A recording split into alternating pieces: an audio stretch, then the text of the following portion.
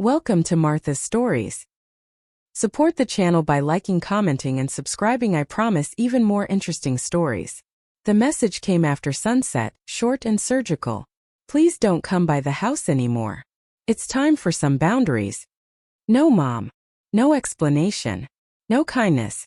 I stood by the stove, a dish towel in one hand, the other still resting on the lid of the pot I just set to simmer. The room was warm, tomato and garlic in the air. I'd made enough pasta for 3, just in case Jenna stopped by with the baby, or Zach got off early. I always made enough. I read the message again. The second time it didn't feel real. The third time it did. Earlier that day she'd called, Jenna, rushed, breathless, already halfway out the door. Can you take Tommy this weekend? Nate's parents canceled, and we've got that retreat thing in Asheville. I hesitated. My knee had been bad all week, and I had a follow-up appointment Saturday morning. Just a scan, but the timing was tight. I'm sorry, honey. I can't this time. Silence. Then a sharp inhale. Wow. Okay. I guess you're just not being very supportive of our family. Click. That was 4 hours ago. Now the locks were changed. I walked to the kitchen table and sat down slowly, folding the towel across my lap like it mattered. The quiet in the house settled over me like dust, soft but suffocating. I stared at the fridge. Crayon hearts and shaky block letters still clung to its surface. Best Grandma. I love you. You're magic. I had saved them all. I reached for my phone again. Opened the message. Checked the time. 8:46 p.m. Too late for explanations. Too late for sense. I didn't reply. What could I say? That I had co-signed their second mortgage?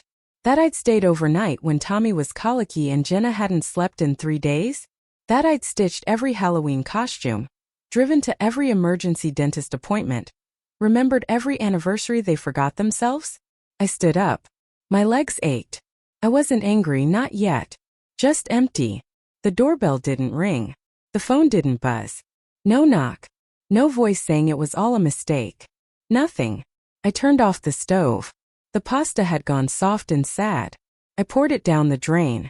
The next morning I made coffee like always. The scoop, the click, the slow drip. My hands moved from memory, not from thought. I sat in the corner chair by the window, the one facing east, and watched the sun spill over the neighbor's roof. The sky was sharp blue, the kind that used to mean a fresh start. I thought about the last time I said no. It was 1991. Jenna wanted a kitten. I said no because her little brother had just developed asthma and we couldn't risk it. She cried for 3 days. But she understood eventually. Back then she still believed in fairness. I'd kept the house tidy since the surgery. Moved slower, yes, but still managed. I even planted petunias last spring, purple and white. A small victory. It had been 6 months since I moved into the back room. Just until you're steady again, Jenna had said. We want to help. I believed her. I kept the receipts. For the groceries I bought, the doctor visits I arranged myself, the week I stayed up with Tommy when they had COVID and couldn't lift their heads. But those things don't show up on the kind of balance sheet Jenna keeps now. She wanted a mother who could say yes on command, who could disappear when inconvenient. I took out my planner. Saturday, orthopedic follow-up, 9:30 a.m. I'd written it in pen, not pencil, because I'd meant to go. Because it mattered. I looked around the room. The air was still. No sound from upstairs. No baby squeal, no clatter of spoons. Just silence, thick and humming. I opened the drawer in the hall where I kept the spare keys. Jenna's house key was gone. I don't remember removing it. I pulled out a folder instead. Yellow, worn, with legal scribbled in black ink. Inside. The will I'd updated when Harold died. The life insurance statement. A business card. Alan Rivers, Family Law. I stared at his name. I hadn't spoken to him in 5 years. Not since we settled Harold's estate. But I remembered how he shook my hand firmly, like I mattered. The phone sat on the table beside my tea. Picked it up. Dialed slowly. Rivers and McKinley, said a bright voice. How may I help you? Hello, dear. I'd like to schedule an appointment with Mr. Rivers. This is Margaret Doyle. Yes, ma'am. He has an opening Tuesday at 10. I'll take it. I didn't say why. I didn't need to. After I hung up, I sat in the silence.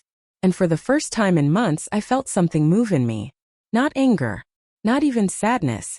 Just a soft click like a lock turning from the inside. Sunday morning I checked my email, habit not hope. Nothing from Jenna. Nothing from Nate. But then I opened Facebook.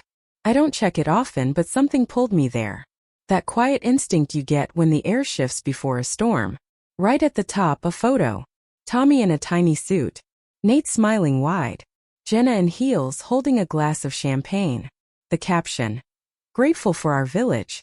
Weekend getaway with family support makes all the difference. 74 likes. 8 comments. I zoomed in. There was a woman behind Tommy's stroller. Blonde, younger, unfamiliar. Holding his bottle like she'd done it before. The words blurred. My hand went still on the mouse. They'd found someone else. Someone else to hold him, feed him, rock him to sleep. Someone who didn't have arthritis in the mornings or appointments to manage. It wasn't last minute. It wasn't desperation. It was planned. I was never the only option. I was just the one they expected wouldn't say no. I leaned back in my chair and stared at the screen. The cursor blinked in the search bar, waiting for me to look something up. Instead I closed the laptop. The room was too quiet, like it knew. Like the walls themselves had heard the verdict. Unnecessary. In the hallway the photo shelf caught my eye. Jenna at graduation. Nate at the barbecue in '09. Me holding Tommy the day he was born, my hair still damp from worry. I took the frame down. The one of the three of us in the hospital room. That odd moment of realness before the roles settled back in. I turned it face down on the shelf. No drama. No grand gesture. Just gravity. By afternoon I'd cleared out half the back room. Just my things. Just in case. The blinds were closed but the sun leaked through. Light always finds its way in. Even when the door is locked. I made tea.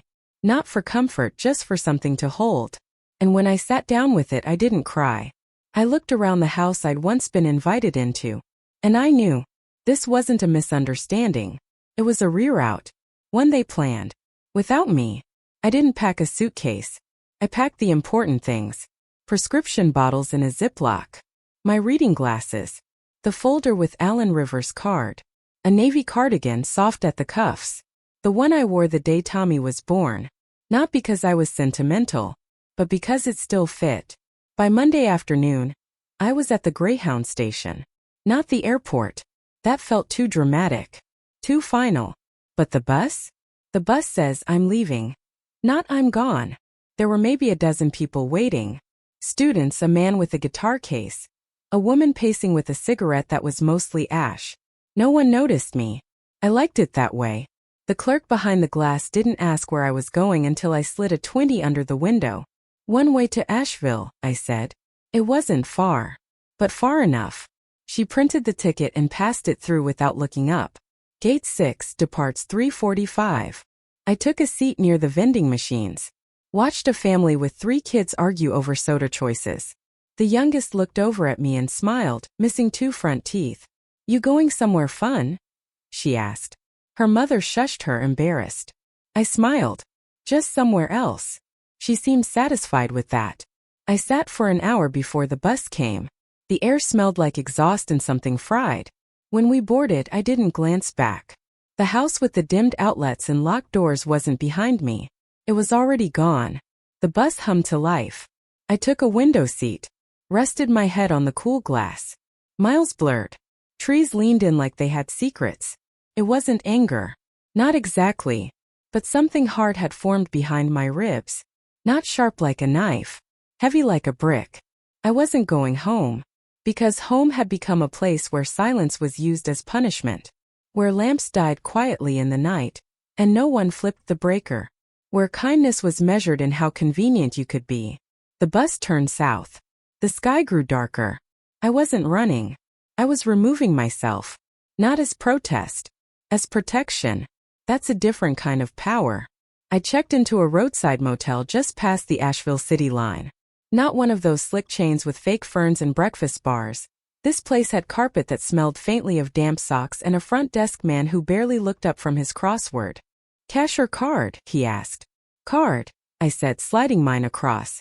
He typed something, frowned, then tried again. It went through, he said finally. like it surprised him.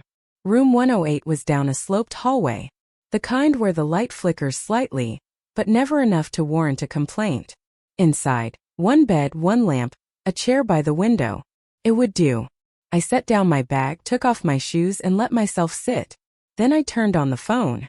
I hadn't checked it since Saturday. 3 missed calls. 1 voicemail. A text from Jenna. You didn't have to disappear. You made this harder than it needed to be. I stared at the screen. The gall of it.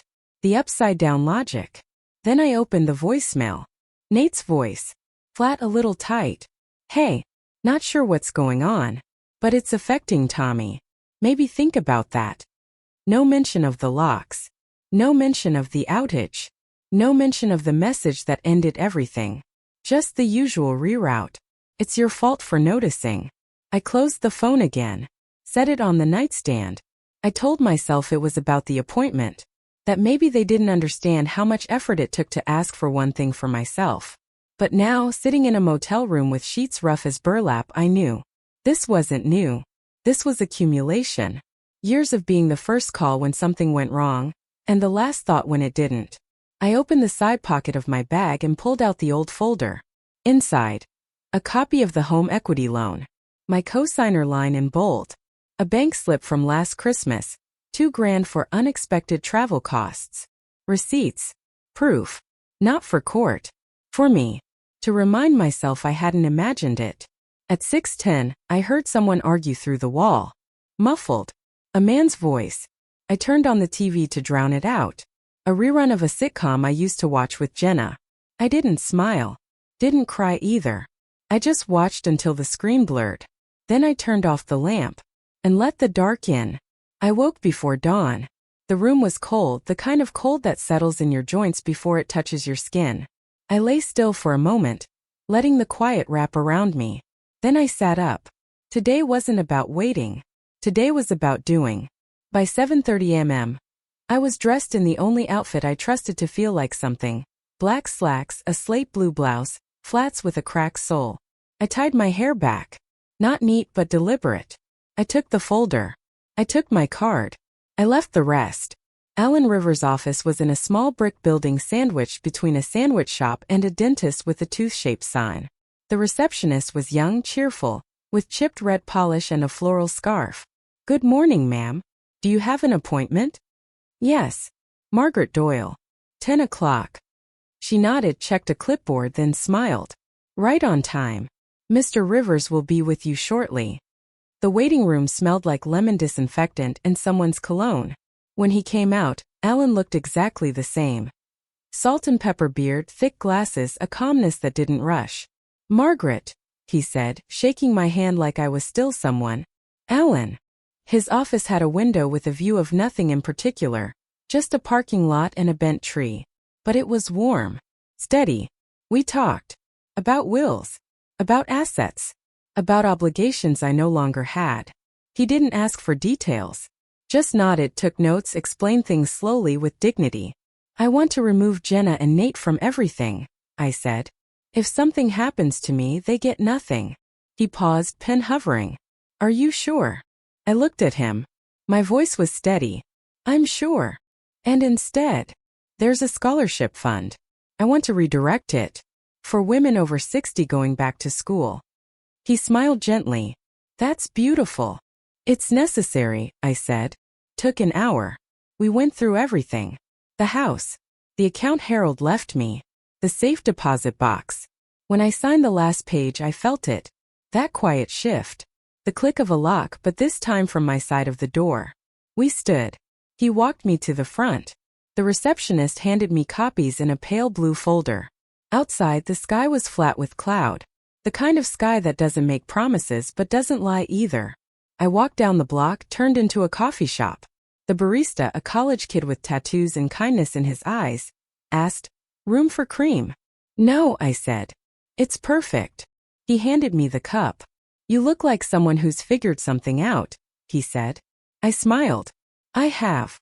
I found a bench near the corner of Maple and 3rd.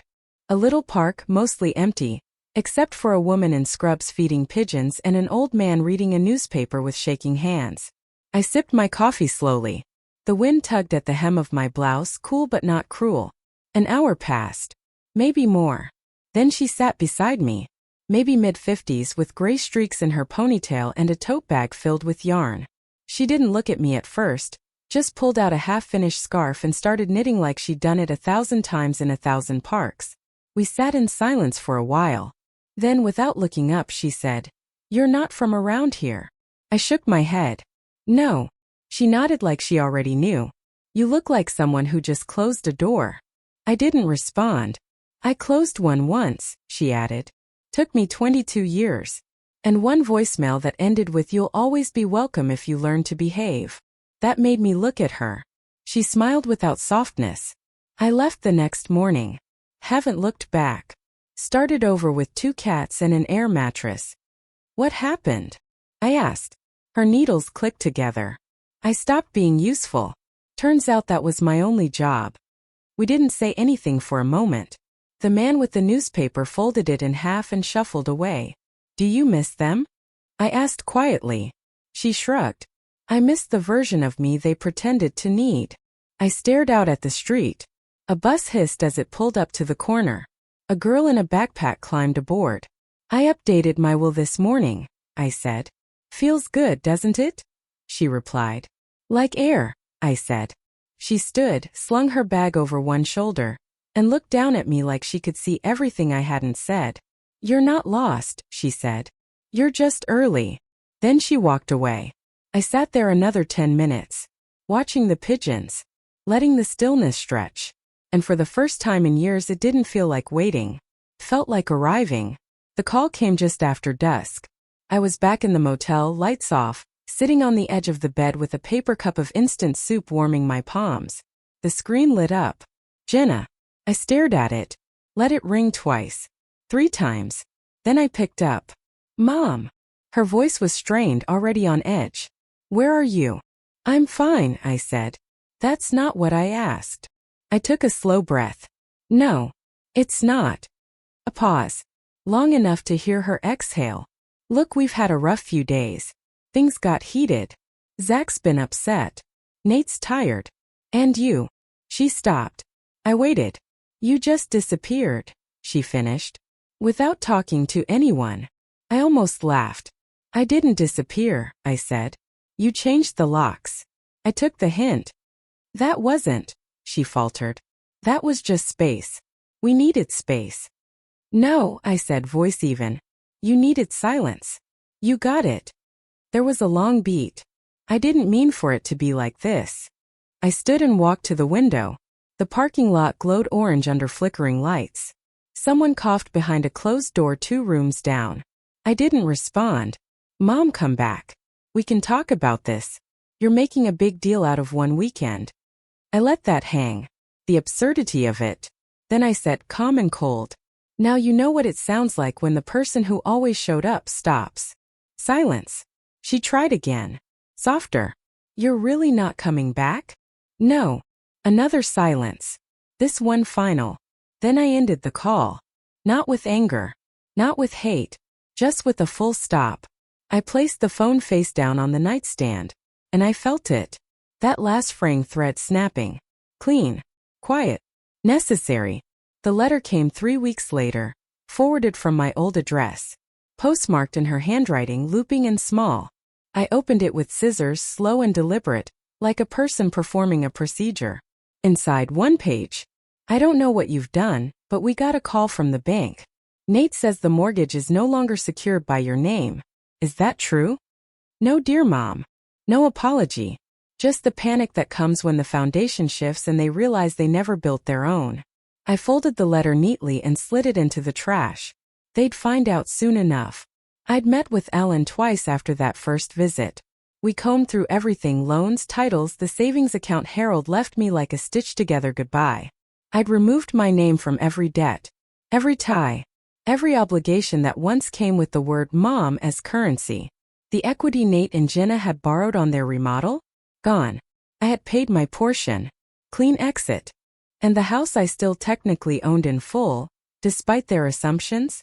Transferred. To a trust. They couldn't touch it now. Not even with charm. I received another email a week later. Subject line: urgent. I didn't open it.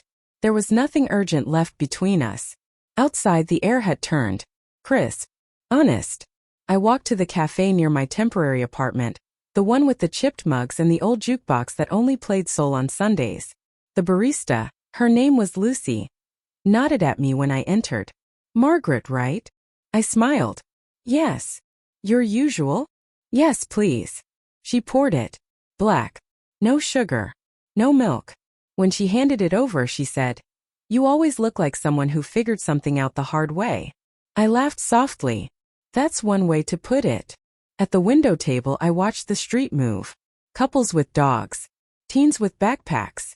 A woman juggling groceries and a toddler's hand. Life unbothered. As it should be.